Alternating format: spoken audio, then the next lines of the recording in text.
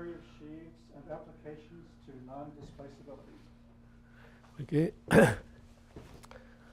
So thank you very much. I'm very pleased to be here. A little shy also. I will. So I know that many people are excited by the new paper, archive paper of Tamarkin, on not only the paper but what he announced, making links between macrolocal theory of sheaves on the Fukaya category. So in this talk, I will not go so far. In fact, I will concentrate on non-displaceability problem. With Kashiwara and Guillermo, we gave a much simpler proof of Tamarkin's one, showing that sheaf theory can be applied very easily to non-displaceability problems. So I will explain that. So roughly speaking, my talk will have two parts. Maybe one bigger about macrolocal theory of sheaves. On the second one, application to non-displaceability problems. So, the macrolocal theory of sheaves is a work with Kashiwara, which starts in 91 by its short notes. Then in 85, there is a asterisk book. Then in 90, there is a big Springer book, which now becomes to be popular. On its what about? So I will explain very roughly the main idea. So it's about macro support of sheaves or singular support of sheaves. So before to enter the subject, I want to put the emphasis that the macro support or singular support, and I give example first, is related to propagation. And in fact, Kashiwara and myself, in another life, we were analysts. And in analysis, the propagation problems are, you encounter them always. So what does it mean? So let's take example. For example, take two convex open sets non-empty in Rn, or a finite dimensional vector space, on L a local system. Then it's well known that the restriction morphism on the big capital omega to the small one is an isomorphism. So you have propagation in all directions for a local system, okay? And not only for the section, but in the derived sense. So for those who are not, I guess they are, but in case we are not used with the derived categories, don't worry about I put R everywhere. But so that's an example. Another example, always still in Rn, take the wave equation, D'Alembertian. Then it's well known that if you have solution define something like that, then you can extend them in the light cone. Okay. On another example, which is it's called the direction of propagation. I call the hyperbolic direction. So it's very difficult theory in PDE. On another example, take now a complex manifold, P a differential holomorphic of differential operator on X, and look at the complex of P acting on OX. Then if you have an open set like that, omega, and if the boundary of omega is non-characteristic, so I don't explain what it means, it's for PDEist. If the boundary is non-characteristic with respect to P, then if you have a holomorphic solution defined in omega, then it will extend through the boundary. This follows from the Cauchy-Kolevsky theorem. It's not okay. There is a better result taking care of all cohomology, but just examples. Okay.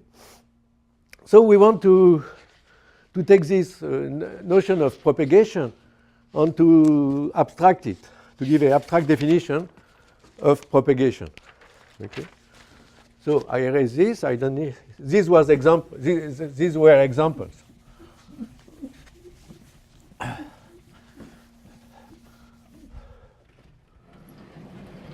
But it's interesting to know that many notions,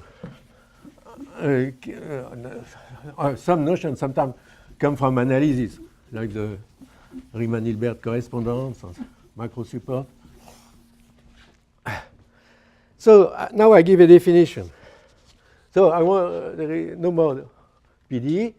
So M is a real, let's say, infinity manifold.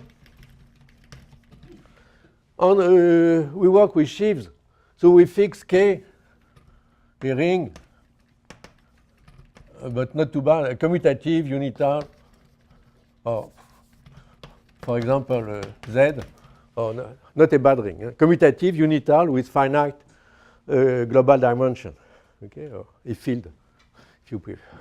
And we denote by dBkm, that's a bounded derived category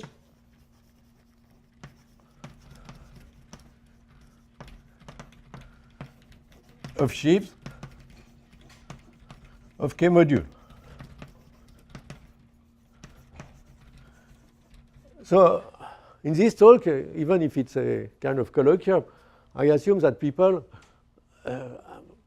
know more or less or have already seen the language of sheaves, are not frightened by sheaves. Okay.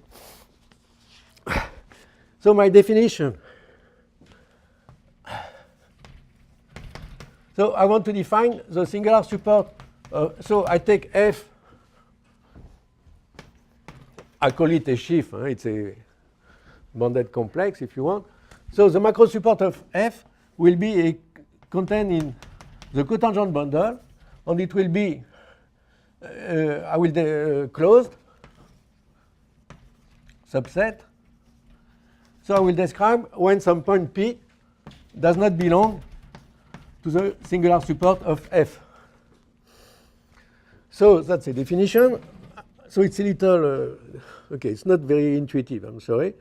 So if there exists, so it should be open. So if there exists an open neighborhood of P,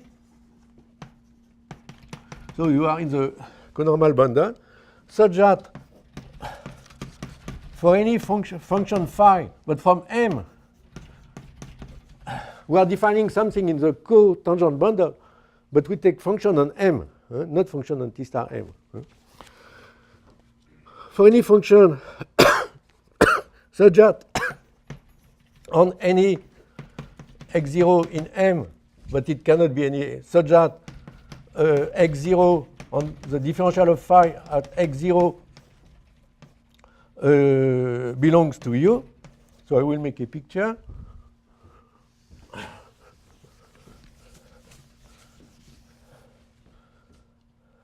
So you have some point P in the cotangent bundle. So more or less, P means a half space, a conormal vector. Okay. So I represent, and I take an open neighborhood. So I represent it something not far from P as the differential of a function defined on M, which define on what should I ask? So for such things, then the H for any G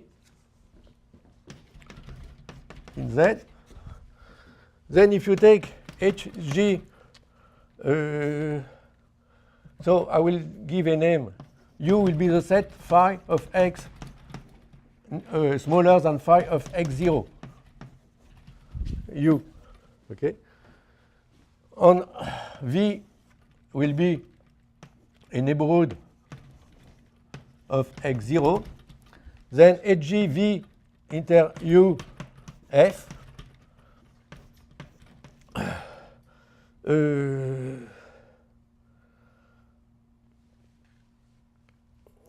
HG. So the inductive limit. Oh, I don't need, excuse me, I need this one. In the inductive limit for V contain x0, HG U union V F. So what does it mean? It means that the section of F on U extend through the boundary. Okay, it's a little difficult to understand, but I will give examples of microsupport, and it will become more natural. So if you want, microsupport, singular support of F are the direction or codirection of non-propagation. If you are outside of the microsupport, you can propagate in this direction. You are alone? No, maybe you are not alone, I don't know, to ask question. U is in the cotangent bundle, it's also an M. That's the confusion. You have two U's. Okay, okay.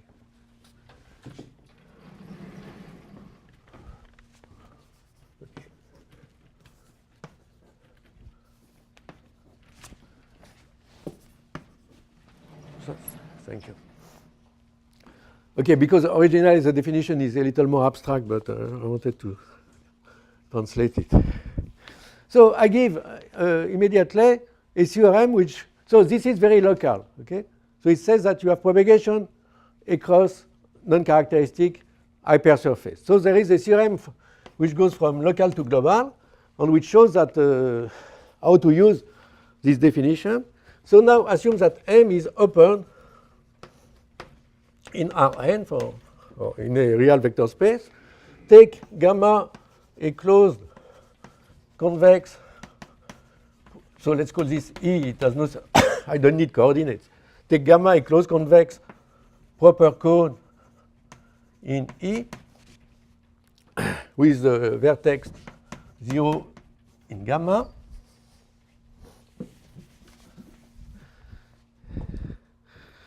Take two open set omega 0 containing omega 1, which are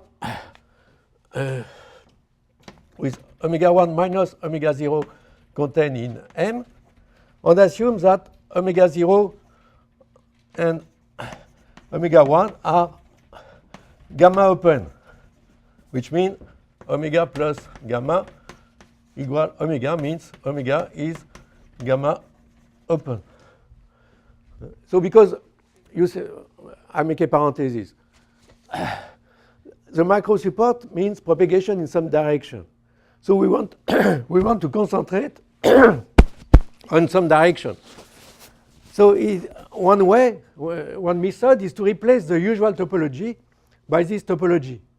If we replace the classical topology of the, you can give this as an exercise, but here there are no students. But you can replace the usual topology on a vector space by the gamma topology, where the open set are stable by gamma. So it's a topology which is related to the polar set to gamma. Then I continue. Then assume that they are gamma open, and assume that the macro support, singular support of F intersect M cross the interior of the polar cone, and there is an antipodal map, is empty. Okay, so here is gamma, but you have the polar gamma 0 in the dual vector space and assume that it's non-characteristic.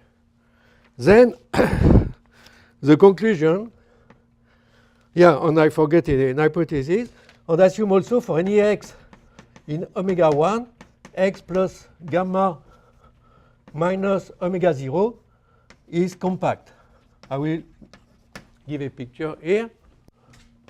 So here is omega 0, omega 1, and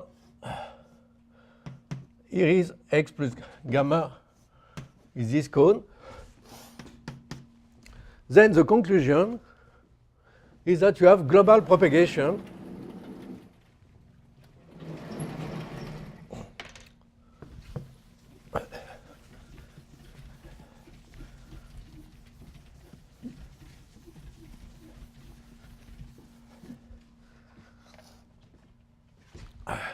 then the conclusion, if you have global propagation from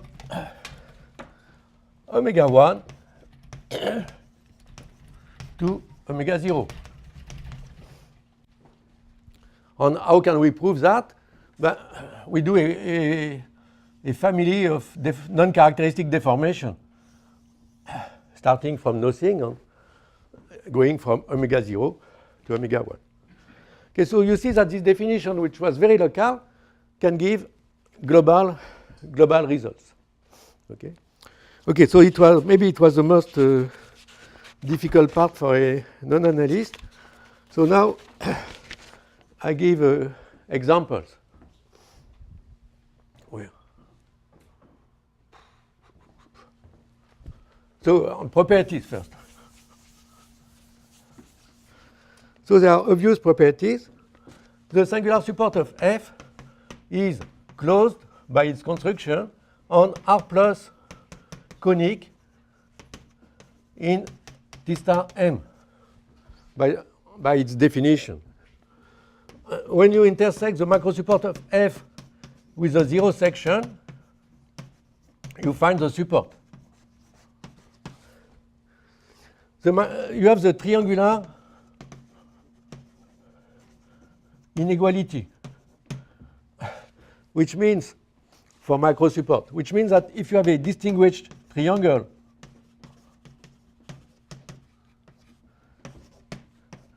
then the macro support of Fi is contained in the union of the macro support Fg union macro support of Fk for G different from K. So you have inclusion. Okay, but it is not true that if you have an object of the Dirac category, when you take the cohomology in some degree, the macro support can be bigger. It's not totally obvious. Okay, and there is the big theorem, but that I will not explain here, is that the macro support, singular support of F is co-isotropic. So this should be explained. What does it mean? Because it's a closed set. It's not a submanifold. It's not subanalytic. It's nothing. So we have to define what it means. Okay, but I don't. And let's just simply say that when it's smooth, it's a usual definition. It's used Whitney normal cones and so on. Okay, so now I can give examples. So the first one maybe. So if F is a local system, not zero, of course, on M connected, of course, then the macro support of F is a zero section. That's my notation of the zero section.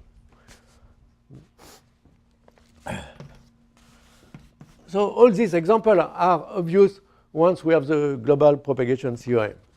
So now replace M by consider a closed submanifold. Then the macro support of the constant sheaf on N. So this means the constant sheaf on N extended by 0 outside of N. Okay, is nothing but the conormal bundle to n in M. This is my notation for conormal bundle. In fact, it's not my notation, it's Sato's notation, all this. And by the way, it gives you a definition of conormal bundle of anything. Not anything, but any locally closed subset. Because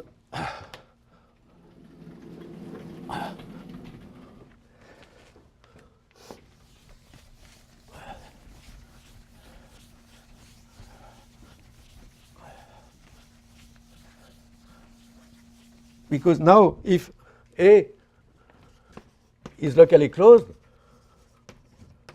you can define the conormal bundle to A in M as the macro support of the constant sheaf on A. It's you like or you don't, but it's possible definition. And similarly, if psi is a real function, let's call lambda psi the set X d psi of X, which is non-conic Lagrangian. So if psi is C1, you can define this set. But using the macro support with some tricks that I have no time to give here, you can define lambda psi by adding a variable and so on. Okay, so just to show you that can be useful. So let's give some other more explicit examples.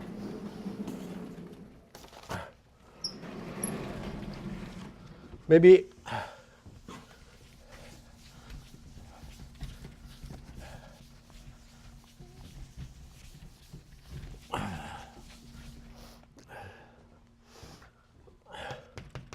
I take M equal R. Clearly the graph of deep psi and not the corresponding goal. What do you say? This lambda psi, you Yeah. want the graph of deep psi and not the corresponding. No, it will be the macro support of the graph, of the over graph, I don't know. I would say psi bigger than t, and then, okay, it's a. Everywhere you have homogeneous goals, this is not a goal, that's why I was working. No, you need a dummy variable. Okay, maybe I should not have given this example. So let's take M, then T star M. You can xi, you can make a picture. So let's take for constant the constant sheaf and the closed interval. Let's say 1, 2. So I make a picture. It's I don't need this. Okay. 0, 1. So you will find, with the definition, you will find something like that. And if you take the constant sheaf and 0, 1 open, you will find the other Lagrangian.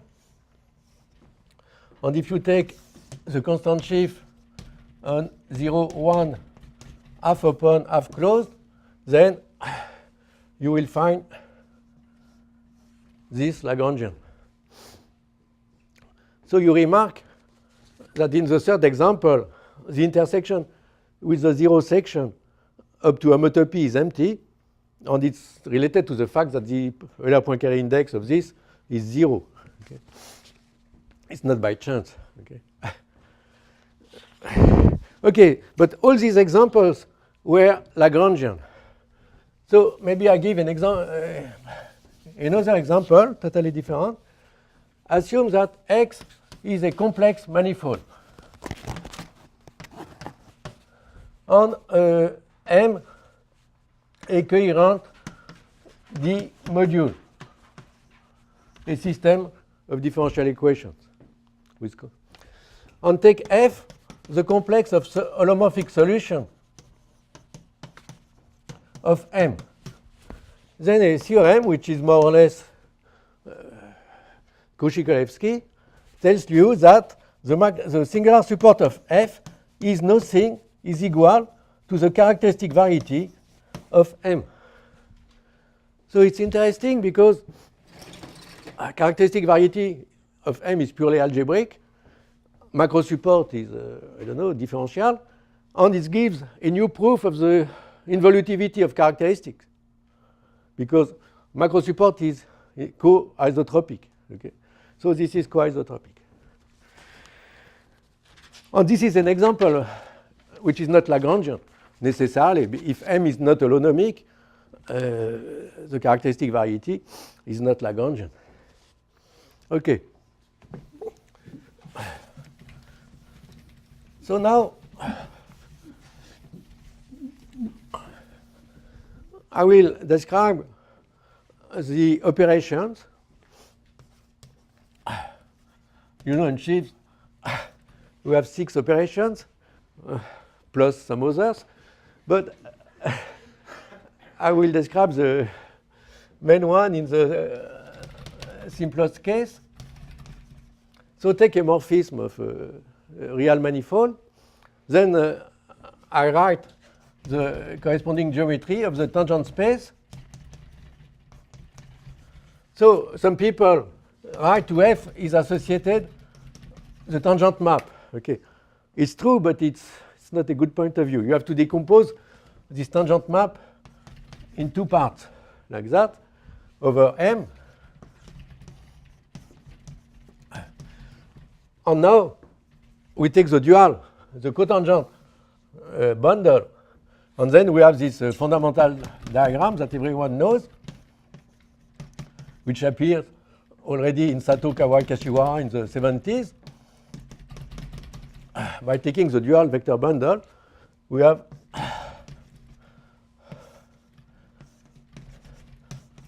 okay.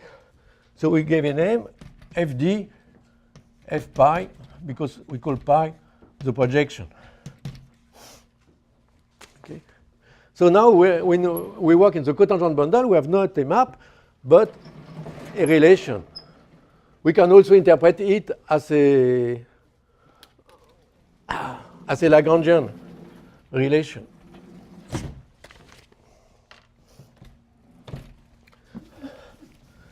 So I give the theorem, the easy theorem, because our theorem in first in the nice situation. So theorem 1, as you have a sheaf on M, and assume psi F is proper on the support of F. Then in this case, the macro support of the direct image of F is contained in the set that you can, where you guess, in the direct image by F pi of the inverse image by Fd of the macro support of F. So you can think of that as a stationary phase lemma for sheaves. I make a picture. So let's take this. So assume that you go from M is R2 that you project on R. Okay. And I take this, the constant sheaf, something like that, on this closed set. I take the constant sheaf here.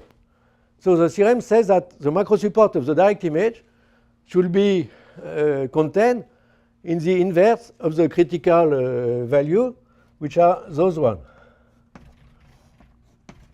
And when you take the direct image, you find the constant sheaf on the closed interval, and you see that this codirection does not appear. It could have appeared, but so it's not an equality, but it's an inclusion.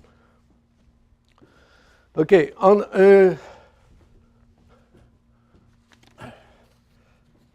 maybe.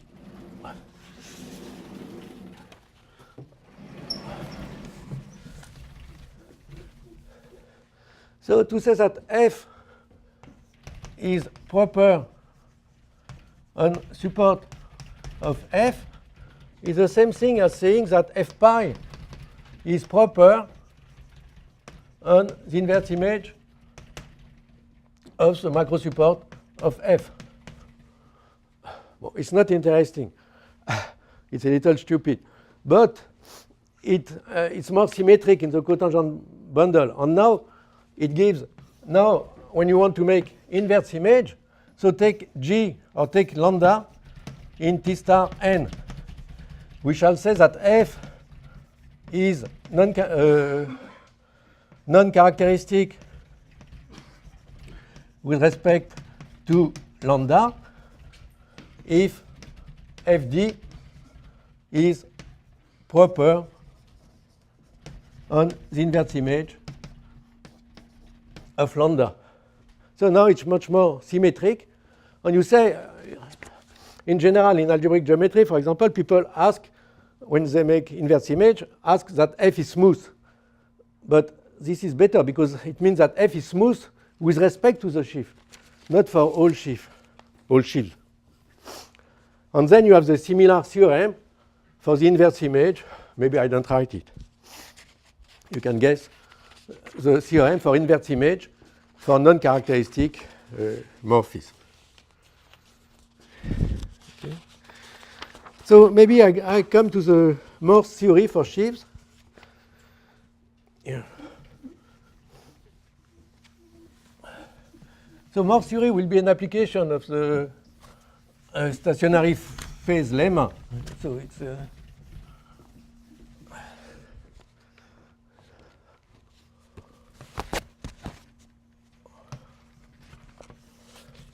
so we take the particular case of a map with value in R. Okay, so you have a map psi from M to R, and as before, I denote by lambda psi the set X d psi of X. And I have a sheaf on M, and assume that psi is proper on the support of F. And introduce a notation for T in R, MT is the inverse is a set of X in M, so that psi of X is smaller than T. And assume, so theorem, so it's better a corollary of what I've said before, it's not a big theorem. Assume that a d psi of X does not belong to the singular support of F for any X in M such that A smaller than psi of X smaller than B. So there is no critical value of psi with respect to F between A and B. Then the theorem says that the global section on MB F, when you restrict to the global section on MA F, is an isomorphism. So you see, it's exactly when you take the constant sheaf, of course, it will not surprise Goreski and McPherson, who have done things like that in their book, in their work. But so it means that this is Morse, classical Morse.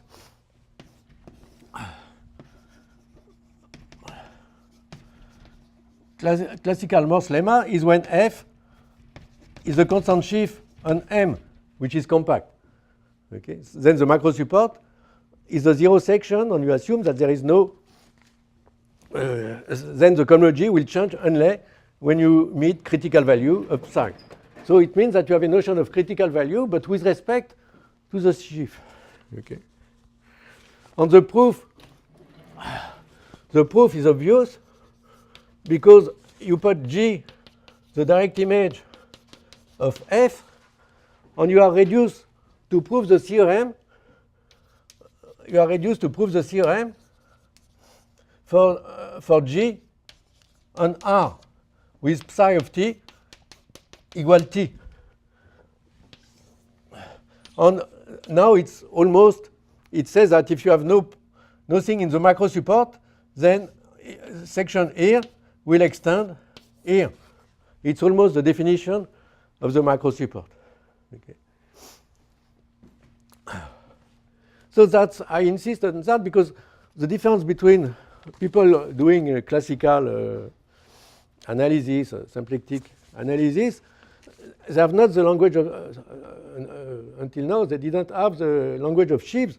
So, in fact, they do take direct image, but they have not the language to take direct image. So it makes of course, they find the same results, but it's said in a complicated manner. Okay, so I will give another corollary that I will use after that.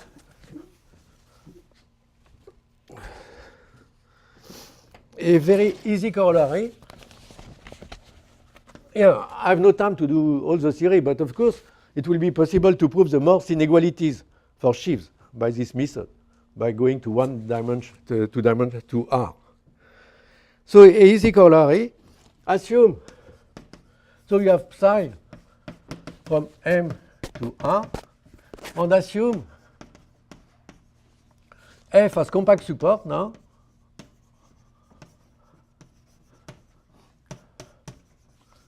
and also that there exists global section of F in the derived sense.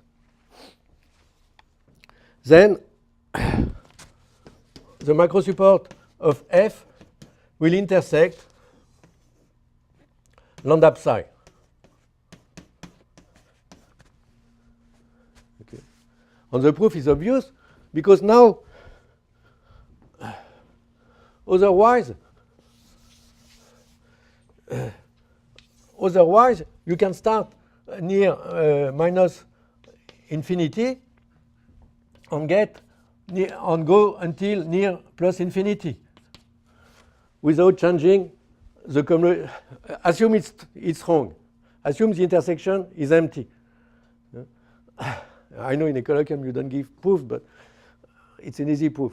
Assume the intersection is empty. Then you apply the Morse feature. Then you go from minus infinity to plus infinity without changing the cohomology. But F has compact support. So if you are far away, then the cohomology of F is 0. But we have assumed the cohomology is not 0. Okay. So for example, if you take the constant sheaf on 0, 1, this theorem does not apply.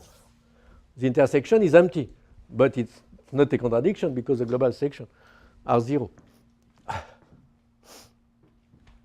Okay, so this will be very useful. So I cannot start the second part of my talk about non-displaceability.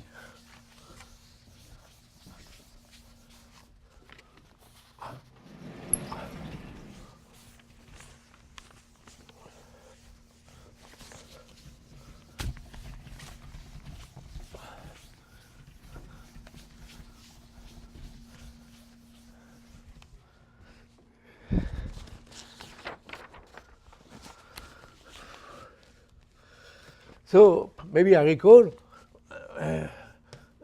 very briefly what is a Hamiltonian isotopy.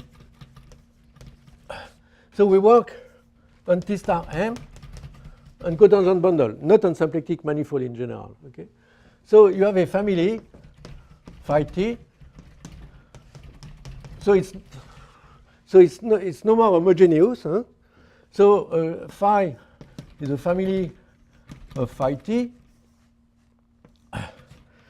So we assume that T is a open interval.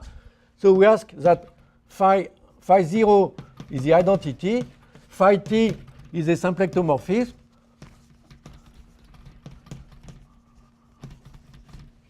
But it's not enough. We assume that d phi over dt is the Hamiltonian field of some function f defined on T star m cross I to R. That's called, people knows better than I do here, this question. So Arnold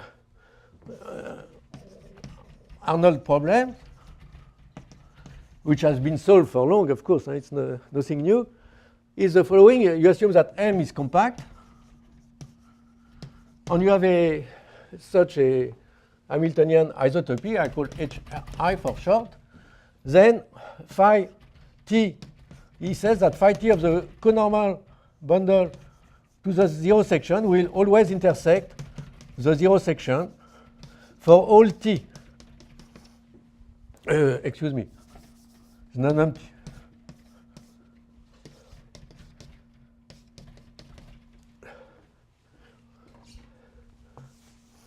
So, yeah, I forget to say, but it becomes too technical. You assume that phi has compact support, that is an identity outside of a fixed compact subset of T star M. So if you make I give an example which is obvious, but you take M the circle. So if you make as a family of symplectomorphism a translation is not Hamiltonian, it's not a Hamiltonian isotopy, and Arnold says that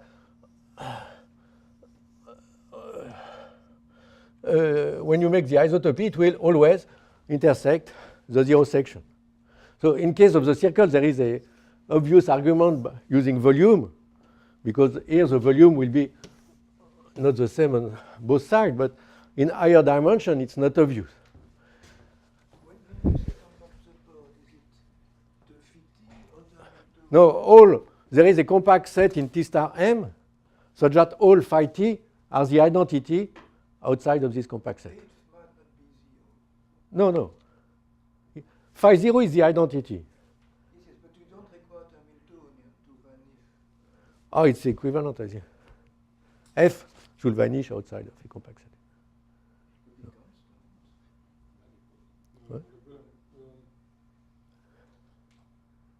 I think it's sufficient if H is constant outside. Ah, yeah, okay.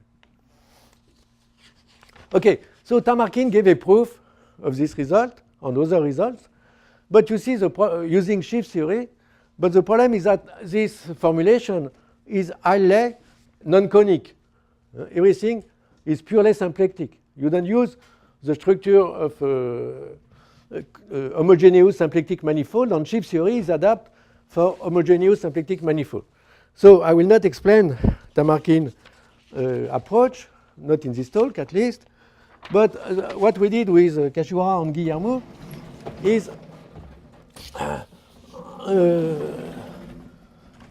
to change, not to work at the level of shifts, to pass from conic to pass from non-conic to conic, but to do that at the level of geometry. So at the level of geometry, now I consider a homogeneous Hamiltonian isotopy. So it will define outside of the zero section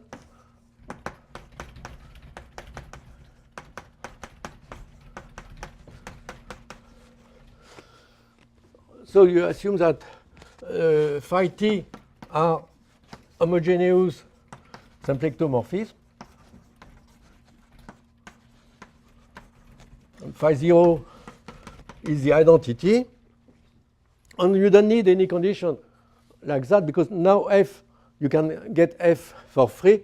You can take f as a one form d phi over dt, because where this is the Liouville form. So when it's homogeneous, it's well known that it's automatically Hamiltonian. And in such a situation, there exists, so you can look at the graph of phi, which is contained in T star m cross T star m cross I. But in fact, this graph is a projection of a Lagrangian manifold. There exists lambda in T star M cross T star M cross T star I, such as the projection of lambda is a graph of phi. And lambda is conic now. Now everything is conic in what I will say. Okay. So there is a non-displaceability problem which implies the previous one, but which is well suited for sheaves.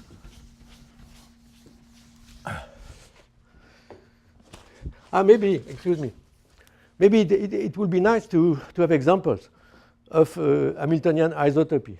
Okay?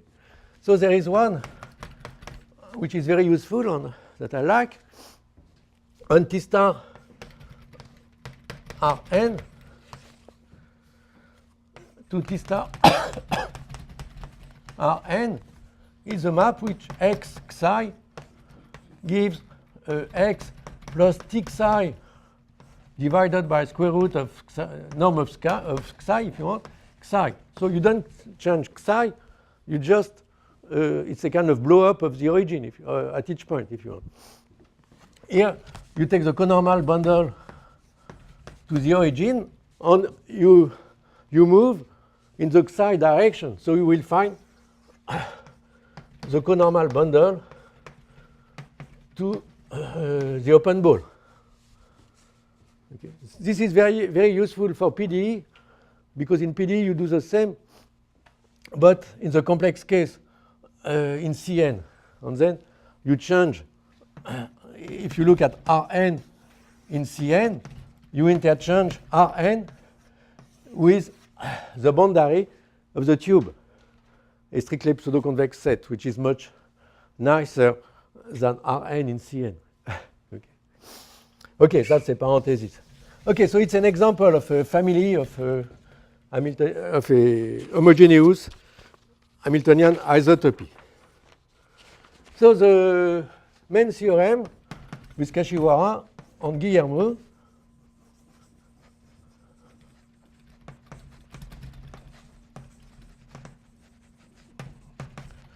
is that given phi, a homogeneous Hamiltonian isotopy, there exists a unique sheaf K, a kernel, on M cross I, such that the singular support of K is contained in lambda union the zero section, and such that K, when you restrict to T equals 0, is a constant sheaf on the diagonal, which corresponds to the identity. You look at K as a kernel for sheaves. Okay. So that's the quantization of Hamiltonian isotopy. When you have a Hamiltonian isotopy, you can find a unique sheaf associated to it.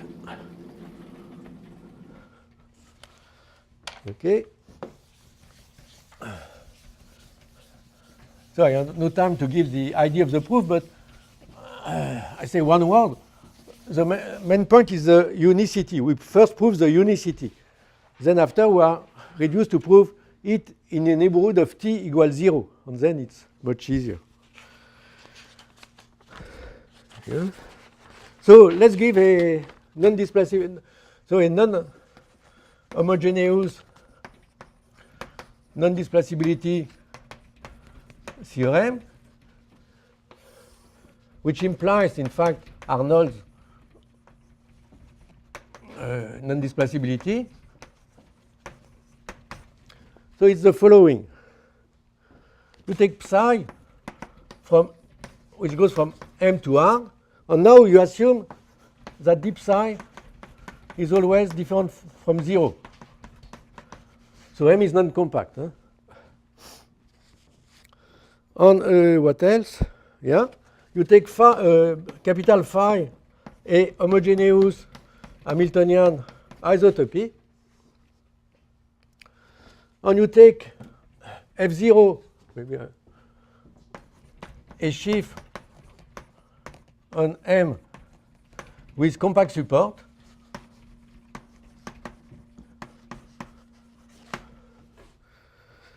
On with the hypothesis that the global section of M of F0 is not 0. Then the conclusion is that the macro support, if you apply your isotopy phi t to the macro support, to what? So the macro support of F0 intersect outside of the 0 section. So a dot means outside of the 0 section. Then it will always intersect lambda psi. And there are much precise results with Morse inequality and things like that. Okay, so believe me, this implies Arnold. In general, maybe the notation are not the good one, because let's say in case of Arnold, non-displaceability theorem denotes the manifold by n, which is compact. Then you will take M equal n cross R on psi of xt or yt, I don't know, equal t. Okay. In this, on the constant, on you take F0, the constant sheaf on n. So you can prove it's kind of exercise, not so easy, but exercise, nevertheless, that this theorem in this situation implies Arnold. So how to prove this theorem? So I say that it's almost obvious. So there is some details, but so the proof, you take K, the unique quantization of phi, and then when you take F t equal K t composed with F0, then it's easy to show that the global section on M of Ft are isomorphic to the global section on M of F0. So it's not 0. So you apply what is upstairs. Okay, and this is really easy to show using the technology of sheaves.